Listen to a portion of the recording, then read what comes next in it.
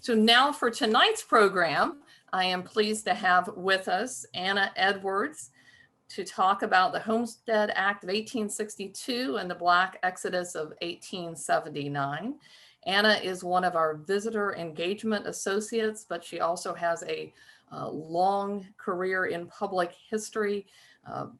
Most notably, she is chair of the Sacred Ground Historical Reclamation Project that was responsible for reclaiming the African burial ground, and is working on also how do we memorialize Shako Bottom and what went on there with the slave trade. Anna was also a member of the team that designed our newest exhibit that was funded by a Mellon grant, the Southern Ambitions exhibit. So if you haven't seen that, come by the museum and have a look at that. So without further ado, and again, thanks to all of you for hanging in there with us, I'm going to turn the screen over to Anna. Well, hello, everyone. And like she said, thank you for hanging in, because boy, there's nothing more annoying than technology just, excusing itself from the room, right? I am really pleased to be talking about this subject, partly because it's one of those things where in your own family, you start hearing stories about being connected to things that are, American history, but you don't know the details. And so it was really fun to research this and sort of get a little bit of a grasp on what Black migration in this period, in the post-Reconstruction period, and in particular, this episode of migration in 1879. I wanted to make reference to the exhibits, as Kelly did, the People's Contest, the main exhibit, Greenback America, and Southern Ambitions, in part because tonight's talk was in some ways born from that exhibit and thinking about what else was happening in the US and around the world while America was at war with itself, right? And other relevant references can be found in our exhibit, the online exhibit, Contested Franchise, where we talk about the evolution of voting in America from, the formation of the country right on up through the civil rights movement. And it's really compelling to see the overlaps in struggle to, find a place in this country through the 19th century from this perspective. We've all heard of migration. Lots of people's engaged in migration for lots of different reasons. So in talking about this one in particular, this was a new episode for me. The Kansas Fever Exodus, as it was called, was, quote, the most remarkable migration in the United States after the Civil War. Took some 6,000 Blacks from Louisiana, Mississippi, and Texas to Kansas in the space of a few months. Pushed by fears of damnation and pulled by belief in the Kansas fever idea, thousands left Mississippi and Louisiana between March and May of 1879 and Texas in the latter part of the year. That's a quote from Nell Irvin Painter's book, Exodusters, Black Migration after Reconstruction. And she wrote that book in 1977. And one of the things that was, as a historian, compelling about reading that book was to read how she plowed through the sources in order to come up with the material for her book. So if you ever have a chance to pick up that book, one of the great things about it, aside from her writing and storytelling, is the list of resources at the back. It's a phenomenal finding aid for primary source material related to the Exoduster movement, and in particular, this one episode in 1879. What's happening in this period is that the Civil War has ended, slavery is over, Reconstruction has been in place, but it's also being undermined, right? From the 13th, 14th, and 15th Amendments, freedom has meant a whole new world for white and Black people alike. except it ends up not meaning a whole new world. There's lots that's changed, but in terms of hope and the idea of freedom and what Black people, now that they are new citizens of the country, think that they're going to be able to do, in particular in the former slave states, they are finding out that it's not working out very well. White and Black were relieved when the war ended. Perhaps those whites who felt that they had no stake in the politics of the war, because frankly, they fought harder to keep what little they had, and were finding that the little they had was shrinking, and partly due to pre-war conditions, which are large, basically corporate and private plantations, which are taking over. Pressures on small farmers are incredible, and they as much as anybody else are looking for a way to be able to move forward and to make a livelihood that doesn't leave them all in desperate poverty at the end of every year. For Black people, the long struggle to end slavery being over, and now the business of defining freedom could actually begin for them. And initially, it meant families who had been sold apart could be reunited. Marriages could be formally recognized. Freedmen and women would be paid for their work. Like their free counterparts during slavery, freedmen and women could buy land or property. They could sue and be sued. And at the federal level, of course, through the amendments, they were guaranteed their full rights of citizenship. Men could vote and run for office, hold elected positions and appointments. During Reconstruction, and as long as there were federal forces and the Republican Party, masses in numbers sufficient to thwart the often violent resentment of whites who were unwilling to fathom a new world order, Black men could do like white men. And this they did in every way and place they could, especially in urban districts and rural areas where political organizing could take place. Getting an education was something that had been specifically discouraged during slavery or flat out outlawed. So Black men and women sought to be educated immediately and became powerful champions for free public education for their children after the war. Becoming an educator was highly respected. And it was a valued profession to such a degree that Black teacher training was from the outset often a co-educational experience. Teachers were needed, and it just didn't make sense to apply arcane 19th century sexism to the practice when so many people needed to be educated. Unfortunately, in spite of the hope and the aspiration and the accomplishments of many, the supremacist beliefs of too many whites in power or near it were too entrenched. Losing the war was one thing, but allowing their former slaves to join their ranks as equals in any arena, public or private, was too much. Reconstruction was undermined then at every turn. The redemption movement, the Redeemers, white leagues, the Ku Klux Klan and others took to bulldozing people.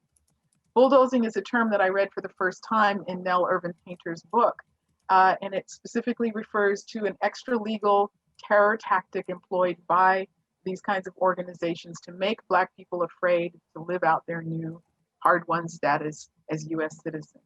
Again, particularly in the former slave states, but not exclusively.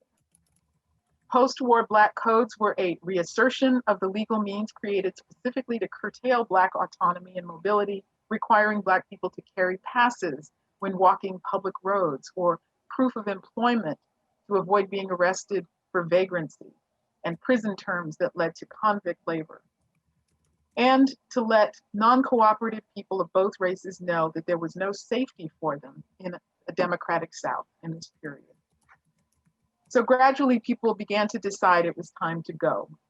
As Henry Adams, who was an organizer of the migration movement in the 1860s and 70s, said, "If I cannot do like a white man, I am not free." And he said that to his former slaveholder.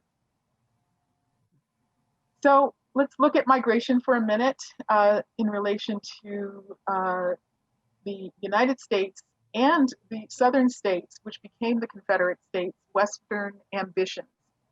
Because we are looking again at the territories that people migrated to, everything was about heading west. That's where the open land was, so-called open land, right? So the Confederate States of America had Southern ambitions. as we describe in our exhibit on the second floor of the museum.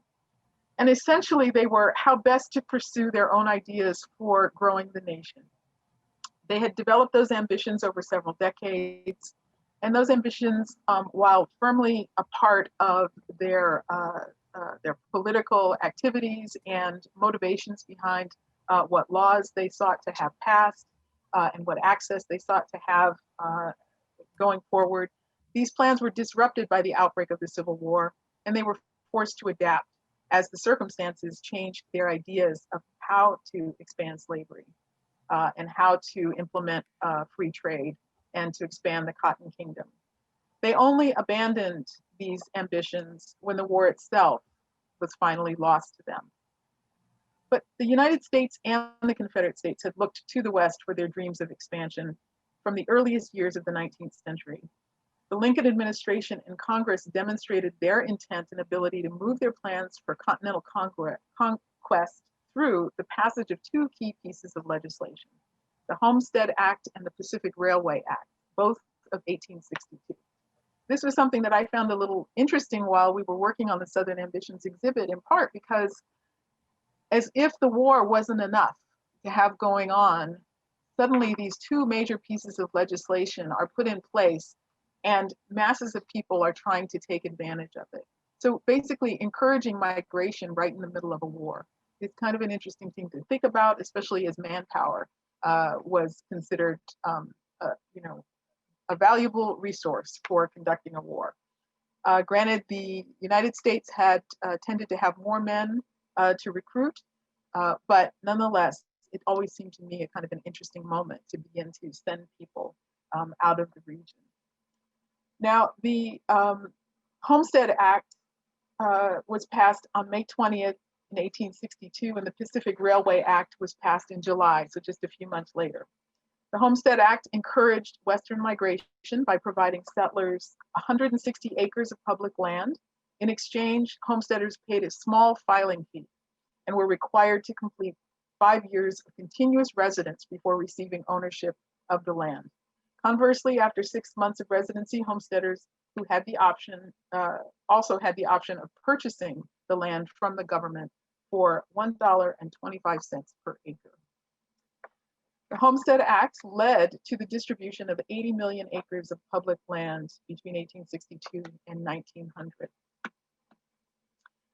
A key difference, however, and I think one of my colleagues, Chris Graham, who is listening, I think, tonight on this call for emphasizing this point, which is that a key difference between Southern policymakers and the Republican administration in regards to the Homestead Act was that Southerners badly wanted to carve up and distribute Western land, but they would have sold it to investors and speculators who would have sold it for even greater profits. They would have sold it to folks who could have afforded land, planters often, which of course would be consistent with their ambitions for extending their reach into the Western territories. And that, of course, would have made it basically unattainable by ordinary folks. That the Republican version of was that they were willing to give that land away as cheaply as possible, thus making it available to folks to get an economic foothold.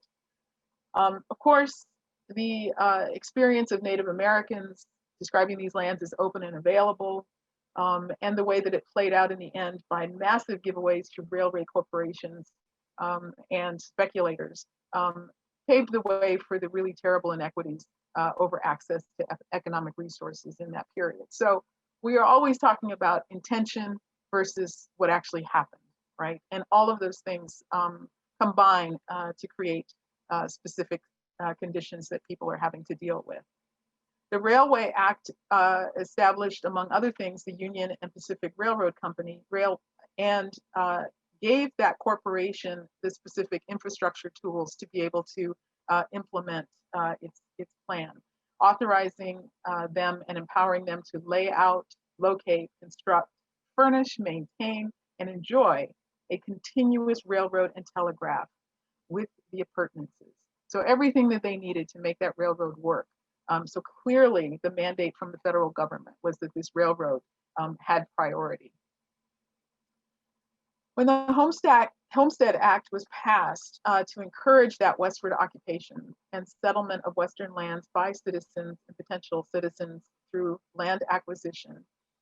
They were speaking to many groups of people. They were speaking to citizens, they were speaking to immigrants, and whether they intended it or not at that moment, they also spoke to free Black people, and then certainly freedmen after the war. There's a quote from Abraham Lincoln while he was on his inaugural tour in February of 1861 to a group of German business associations. And he says, "An allusion has been made to the Homestead Law. I think it worthy of consideration, and that the wild lands of the country should be distributed so that every man should have the means and opportunity of benefiting his condition." So again, here's an intention. While Black people had been on the move since the war ended, kinship and poverty kept most where they were, often working for wages for the same slaveholders they'd been bound to during slavery or on farms nearby. But escaping slaves and free Blacks had also moved on from deep slavery regions to find freedom to live on their own terms. My father told me about Chief Bowles and the Chickamauga Cherokees of Tennessee River, who moved to a Texas territory not far from the Texas-Louisiana-Arkansas border in the 1830s, before the Trail of Tears. If this was their attempt to get ahead of what was to come and what they had actually already experienced twice before. In their group were Black people, both assimilated and enslaved. In 1879, we're looking at a particular moment. So why 1879? The Redeemers were winning. When thousands of people decided to flee Louisiana, Mississippi, Tennessee, and Texas in the spring of 1879, they were driven by fear.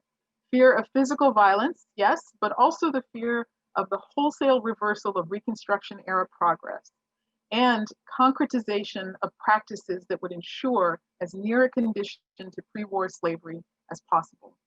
Louisiana was about to hold its constitutional convention, and people in that area were very clear what that would mean.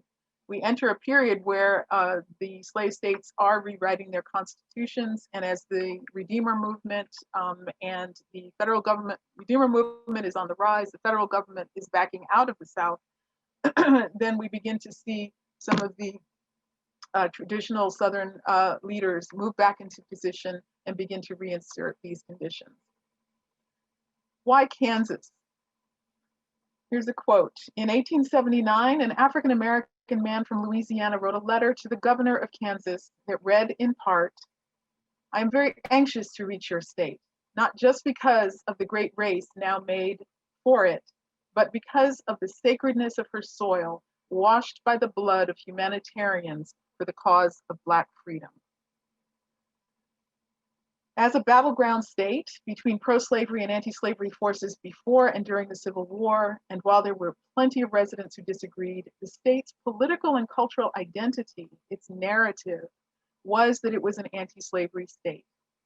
John Brown's war against slaveholders between 1855 and 1859 was infamous to whites who were pro-slavery and inspiring to Blacks who thought no one held their cause very sacred. The other thing they were looking for, of course, was land. What rural people needed and knew best were farms, land. Understanding that land ownership was a way for freedmen to make progress, whites in the slave states began to refuse to sell land to Blacks who had the money. And as pressures mounted, migration to places that would sell land or in which the Homestead Act could be applied became the focus. And so Kansas is serving two roles at this point. One, there is in many ways lore that surrounds the state, and as it works its way out from Kansas, what people believe is that Kansas is a state that will take Black people in, that will treat them fairly, that understands what they're going through. And in fact, there's a lot of newspaper rhetoric, especially in the northern states, about this. Here is Kansas. Here is a place of refuge and a place through which Black people can find a new start. It really takes on a life of its own. And again, because of this particular moment in the late 1870s, and what many of the organizers and people are feeling. The pressures are incredible. The conditions are really awful. They are looking for a Mecca. And Nell Painter actually makes note of the fact that essentially it's a wing and a prayer that people are taking advantage, or it's a belief. Kansas is going to be this for them. All they have to do is get there. They don't care how. They don't necessarily have a lot of money. The vast majority of the people who participated in this particular movement don't even have enough money oftentimes to take a boat and get to the next town. They don't make it all the way to Kansas. Many people made it as far as St. Louis, Missouri, and ran out of money. And at that point, they're either looking for aid, they're trying to find work, and figuring out how they're going to get to the next place. Partly because of the crush of numbers, there begins to be greater involvement in this effort. And what I just realized that I forgot to share screen. So I do have a couple of images. So let me just take a break from talking straight, and I'm going to share the screen and just show you a few of the images that I wanted you to see. Here. Okay, for a minute you'll see my email. I apologize. Let's see if I can use that. There we go.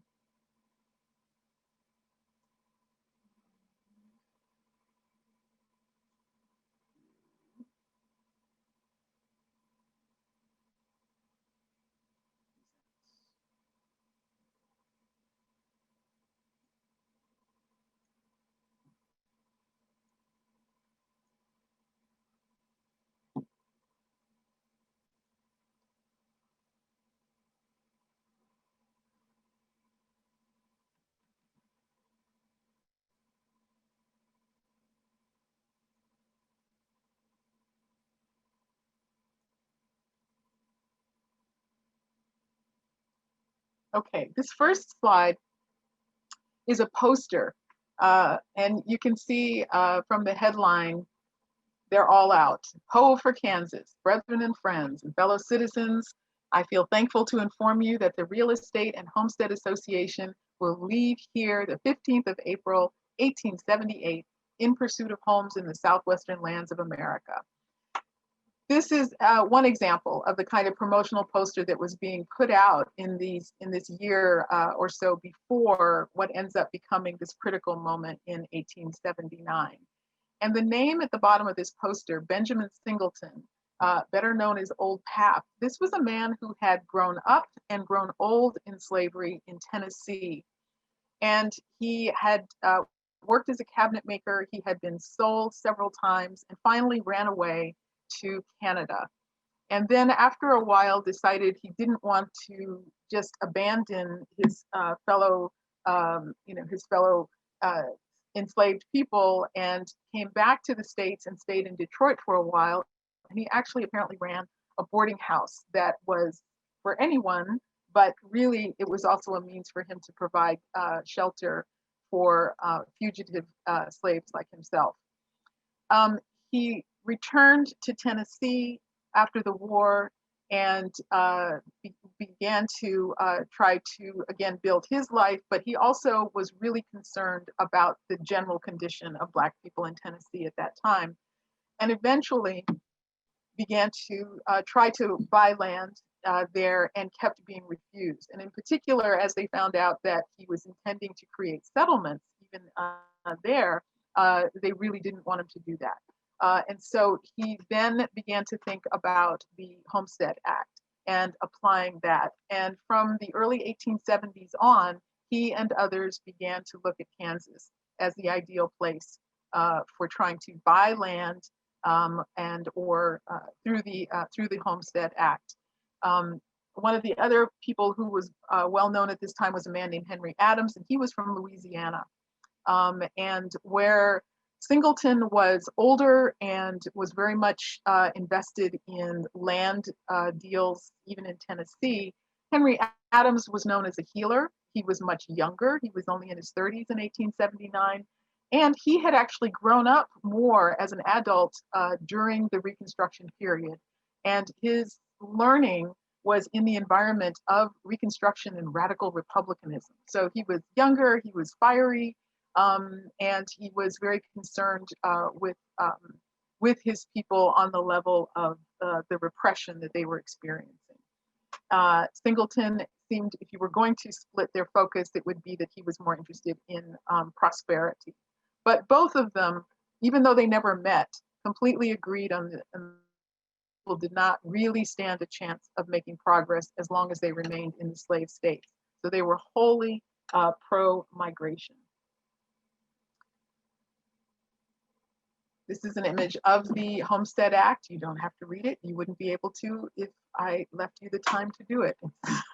But it's a real document, handwritten, and that's always intriguing to see the real document. This is a map that gives you an idea of the territory of the Deep South that people are migrating from and heading straight for Kansas.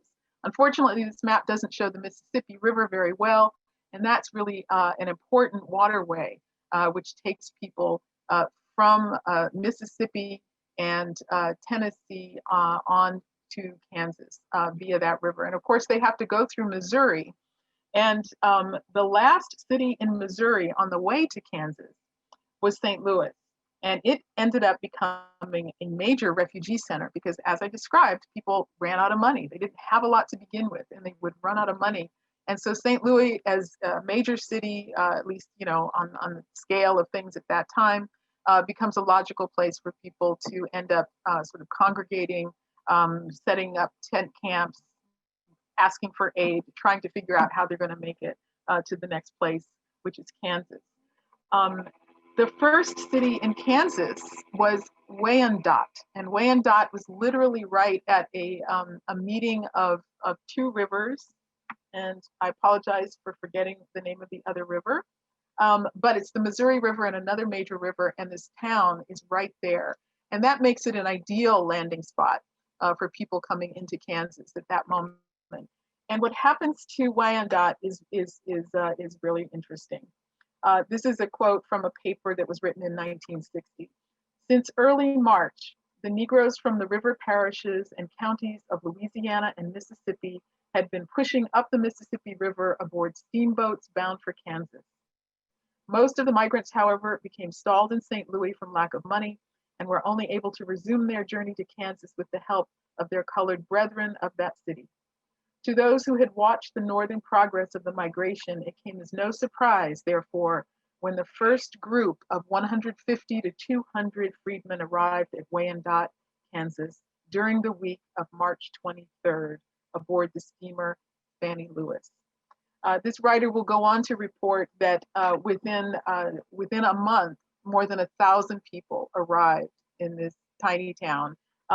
Tiny being about 4,000, a little over 4,000 people. So roughly a quarter again of their population arrived, and they arrived for the most part destitute or basically in need of all primary services. They were refugees, right? They were displaced people, as we tend to think of them, who left for economic reasons, but obviously also reasons of safety. Nell Painter, and I think I said this before, stressed that most people embarked on this journey on a wing and a prayer, complete faith that all they had to do was show up. And from that point on, they become a little bit like most refugees and migrants who are escaping poverty, escaping violence, and making their way into the Great Plains territories where they are hoping to really make their way. There was a lot of aid that was being provided at this point, lots of recruiting. This actually is this is a song. It sounds more like a jingle when I try to read the lyrics, but it's actually a song that was written by someone in Tennessee to encourage people. And the first verse says, "We have held a meeting to ourselves to see if we can't plan some way to live. Marching along, yes, we are marching along to Kansas City, we are bound." So it goes on for several more stanzas, but I thought it was interesting that there was actually a song being created. This is a photograph of people waiting to leave. They're crowding onto this steamboat, and they are on the Mississippi, and they are heading north and west trying to get to Kansas. What's funny about this image is that it probably was a bit of a promotional piece, or maybe this was a personal promotional piece, but you have a photograph, but then you have these two figures in the front, which are actually cutouts from another picture that someone has glued onto this photograph. The man on the left is Benjamin Singleton, also known as Old Pap Singleton. And this person is Mr. McClure, and they were organizers in Tennessee together. This is a photo of Benjamin Singleton. And this was taken in 1880. He was about 71 years old. So imagine that. He is someone, obviously, with his history, he's someone who is rugged. I mean, he can handle the rigors of, escaping slavery multiple times, traveling long distances, and now he's part of this migration movement. So he's quite a character. This is a photograph of people waiting to get on a boat in order to make their way. And this is an illustration from Harper's Weekly, which also gives you a sense of sort of determination of people, but also these are not people with a lot of money, right? They have got everything that they own with them. They are making their way. Here's an inset image of someone who's really kind of having to escape from either Mississippi or Louisiana. Because again, the Southerners, and I didn't really say this before, Southern leaders are well aware this migration movement is not an underground movement. This is an out loud movement. And so there is a lot of discussion about it in all of these territories. Southern leaders are trying to make it clear to places like Kansas and Missouri that they would prefer that they didn't cooperate or provide any aid to the people who were making their way to their states, because frankly, they wanted them to find the whole venture so uncomfortable and such a failure that they would have no choice but to come skulking back and serve as the labor force that the South so desperately needed in these post-war years, right? So again, it's about labor, right, and their economy. I will come back to this image, but this one is really points out some of the settlements. But let me come back to that in just a minute. The real focus at this point, and this is sort of my closing, because it's quite an adventure, and we'll get into a lot of weeds if we start talking about every little thing that happened, there. Essentially, what happens to people is they begin to get the aid, but the leadership in Kansas and Missouri and some of the localities in the area begin to find ways to distribute people around so that they can sort of stop the pressures on just Wyandotte and St. Louis. And they're moving people to Kansas City. They're moving people to Topeka, Kansas. And then from there, people are facing what you would expect, which is they still have to find work. They still are trying to settle land, and things don't work out, universally beautifully. It's not manna from heaven that they are experiencing. They, join everyone else in the struggles that it takes to make a farm work and find the resources that they need to establish their lives. Nonetheless, there are some handful of communities that do get established. They end up being settlements of 100 to several hundred residents. And in the success or failure, as I described, was due to those same pressures that migrants tend to face. And of the settlements that were established, really only a few were formally incorporated into actual towns. And actually, in fact, none of those towns actually remain as functioning towns to this day. They thrived, many of them, for at least 20 years. And that's because the weather stayed good, right? So rain fell, crops were plentiful, and they were able to make a go of it. And their small towns thrived, and they had businesses, churches, schools. Unfortunately, it was the Dust Bowl droughts of the 1930s that pretty much killed most of these towns. So even the most successful ones, within 5 years, were pretty much abandoned. There are a handful that still have buildings or the crumbling remains of buildings. Some of the very last residents of a couple of these towns only passed away in the 60s and 70s. So it was an incredible effort, but for most people, it was not sort of just an outright success, but it did send them off. There was a westward trajectory that people were on, and their efforts to make their livelihoods in this way, certainly launched them into places they didn't anticipate when they were still back in their original slave states. The National Park Service and others are doing a really wonderful job now. There's a lot more focus on preserving sites which typically wouldn't have gotten this kind of attention maybe 20 or 30 years ago. So I know that in particular, I'm going to go back to that image for these towns. Nicodemus is one that is a significant National Park Service site. And yeah, Nicodemus is up here in the northern part of Kansas. There is a town in Nebraska called Deerfield, where there really isn't anything but a crumbling building left, but there is now a historic marker, and there is they are also on a national register. So there's that work that's being done, and that is possible because descendants have material, have begun to contact each other, have begun to look back at their history and see what they can know, basically. So it's really quite exciting. What I was hoping to do, and let's see if I can get out of the full screen on this image.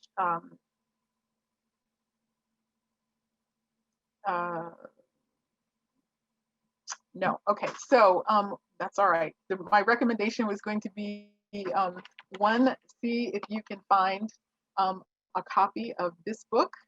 Again, it's from 1977, but it's a really wonderful, really thorough introduction to the story of the exodusters, with a lot more detail than I've given you tonight.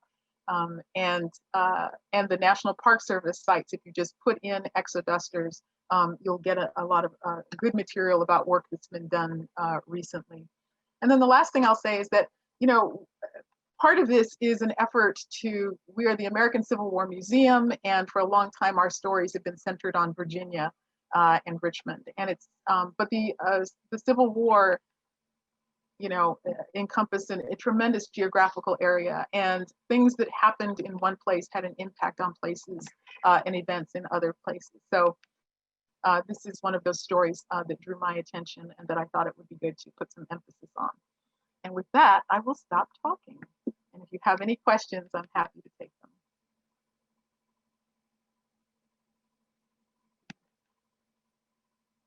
them. Thank you, Anna, for that excellent talk.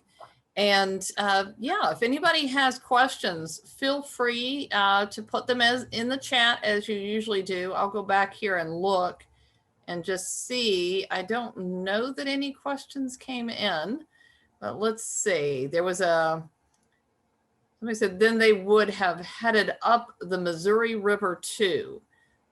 Is that correct, Anna, that the Missouri as well? Yeah, absolutely. This particular episode focuses on the Mississippi, but yeah, the Missouri as well. And somebody mentions that the other river that you couldn't remember the name of is the Kansas River. Does that sound right? Yes, it does. All right. Yeah. So any questions from anyone?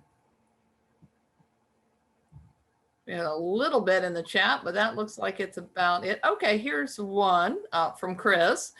Is this the largest migration of Black Southerners between the internal slave migrations and the Great Migration of the 1910s? And later. So I don't know if I could say it was actually, I think it was the single largest migration, especially if we're talking about a concentrated period of time. I think Nell Painter reported that there were more than 3,000 people that ended up for somewhere between 3,000 and 3,500 people who participated in that particular wave. It really did rise and fall that spring of 1879. And the folks from Texas actually did their migration, or their sort of clustered migration later in 1879. So this spring was focused on those from Mississippi and Louisiana and Tennessee. And William wants to know about the crops that they were raising as well as the livestock. Ooh. Okay, so I am not going to be able to answer that just because I wasn't as focused for this particular talk on exactly what they did afterwards. Some of the stories about Nicodemus, I think, Nicodemus or Deerfield, Nebraska. Anyway, a lot of the times they weren't getting the best land. And so when the land was of a poorer quality, they tended to focus on livestock and cattle. But if it was rich enough, then they tended to focus on crops. And yeah, and if I were to tell you exactly what crop, I would be extrapolating, and I don't want to do that. So. And Michael wants to know were there still pro-Confederate factions in Kansas as there were prior to the Civil War? Yeah, so the issue of, how welcoming Kansas people actually were, is definitely a factor. It's not an anti-racist, state. It isn't, but there was enough, there was enough of a sense of what, at least, from the leadership perspective, and enough of a population that that people really, were helpful. But there were definitely pockets of people who were not pleased that this many Black people were coming in. They were not pleased that they represented basically the loss of, the and that they were going to have to adjust to a different society. This idea, we really don't quite get it.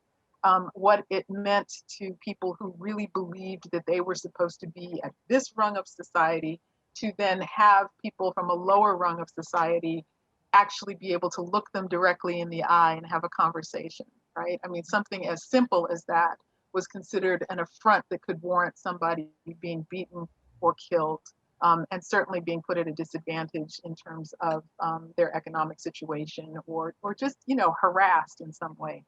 So it's a really fundamental, state of mind at this point. So they definitely have to, still have to deal with that in both organized and unorganized forms.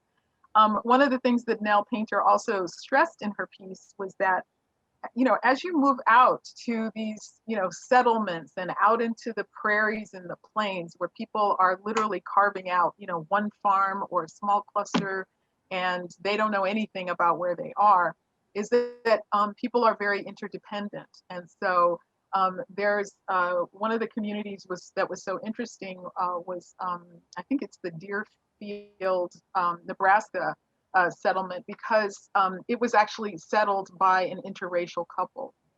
And they lived in one town. There was another town not too far away that was primarily a white settlement. And they have discussed in a documentary that I watched recently that they had to depend on each other. This is the farm life, and so a lot of times that would be the basis of relationships across racial lines. So definitely not always easy, and certainly wasn't smooth, but a lot of times pragmatics would win the day. And kind of along the same lines, Rich wants to know about did Black settlers enjoy the franchise in Kansas, or was there that same kind of pushback as there had been in the South? That is a really good question, and I didn't look at that specifically. I know from our on the contested franchise exhibit that it was a little easier to do so. But it was still tough because, again, this was a border state. This was a contested territory. And so there was still resistance, to Black people being able to participate as if they were as equal as whites were. So I know that it was challenging. And since your research focused mainly on the migration, you might not know this, but Jennifer was wondering about after the Dust Bowl, where did the people who left go next? They went to the cities. That was pretty much all you could do, and that was pretty much what everyone did. it was not, agriculture was leaving the individual farmer, at a huge rate by the time we get into the 20th century anyway. And so most people tended to move to the city nearest, where their farms had been. And then if that didn't work, then, as always, heading to the west, people headed to California, they headed to New Mexico, where there was work, there was migrant farm work. And so a lot of people who stuck to that life did that. But a lot of people moved to cities because that's where the manufacturing and factory jobs were. In that documentary about Deerfield, they did a reunion when they unveiled a historic marker at the site where that town had been.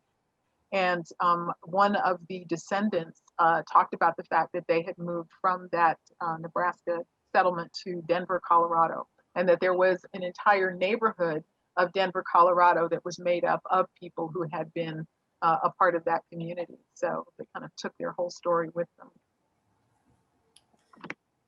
All right. And Tim wants to know, did any of this relate to the Black people moving into Oklahoma, which ultimately grew into the Greenwood district? Yeah, so this is, I talked in a concentrated way about, this particular exodus, but the truth is this migration, had actually begun a few years earlier, and it continued on. And in the 1880s and 1890s, Oklahoma definitely becomes a focal point for migration. Some of my ancestors went to Oklahoma, and then they were in Kansas City, Missouri, and Oklahoma, and then back to Texas for some reason. And Linda wants to know whether these people formed towns on their own, or did they become parts of already existing towns? Most of the settlements that I learned about were brand new. They went out into places where there wasn't already, that were not occupied, and they, had the, again, working probably more with the Homestead Act than anything else, but they were establishing brand new towns. And as I say, most of them remained settlements or colonies, clusters of colonizing people, and a handful, maybe, I don't actually know the whole number, but it appeared to me that it was somewhere close to 20 or so settlements, and it could have been more than that. Most of them didn't last very long, and the handful that did, as I said, made it into the 20th century, and then were killed by the Dust Bowl. And Michael wants to know about transportation. Did the migrants face segregated facilities on boats and trains that they took? It does not appear so. I mean, they got on these steamboats and they were all crowded in there. So I'm not sure there was room for any segregated sections for this particular, chapter of migration. Once they get to these places, certainly that could certainly have been the case. But hardcore segregation, and certainly segregation of transportation, doesn't really take full hold until much later in the century. And then Linda is commenting on that St. Louis at the time was one of the top largest city in the US. Were Black settlers who couldn't continue to Kansas forced to settle in East St. Louis in Illinois? That's a good question, and I can't answer it. It seems logical because that's what people do, but I don't know for sure. Yeah, I don't know exactly how to say yes, to that. But I know that East St. Louis is a strong Black community there. So I'm thinking that if we're looking to those early origins after the Civil War, it makes a lot of sense. Well, thank you, Anna, for this wonderful talk. And I've seen a lot of positive comments in the chat about. Right. I finally I'm sorry to interrupt, but Chris has been sending a note through the chat saying I should show the inscription. And I didn't know what he was talking about, but I now get it. Okay. So this fabulous copy of this book is from 1977. So this is an original or first edition, I guess. But it belongs to Chris Graham. And the reason that this is a particular treasure of his is that he got it in a secondhand bookshop. Is that right? And when he picked it up and opened it up, it has an inscription. And I'm trying to see if, I don't know if you guys can make that out. Anyway, if you can't, this is an inscription from John Hope Franklin to Nell Painter. So John Hope Franklin, the amazing historian. No, I'm sorry, it's from her to him. So it's to John Hope, a fave gentleman and a real scholar. Thanks for years of inspiration and recent encouragement. Nell, December 1976. So this is a little piece of history itself. Well, thank you. Thank you for sharing that. Everyone, thank you for tuning in tonight and for staying with us through the technical difficulties. And Rachel says that if I will send her the Zoom link tomorrow, she will get it out on YouTube so that anybody that came in late and didn't get to hear the whole talk can see. And I'm sure we had some other people that just gave up before they got the email and never saw that. So we will get that out and on YouTube so that everyone can see this wonderful presentation in full. So I want to thank everybody once again for your support throughout the year, and wish everyone a Merry Christmas and Happy Holidays. And once again, thank you to Anna for this excellent talk. And so everyone, have a good night and stay safe.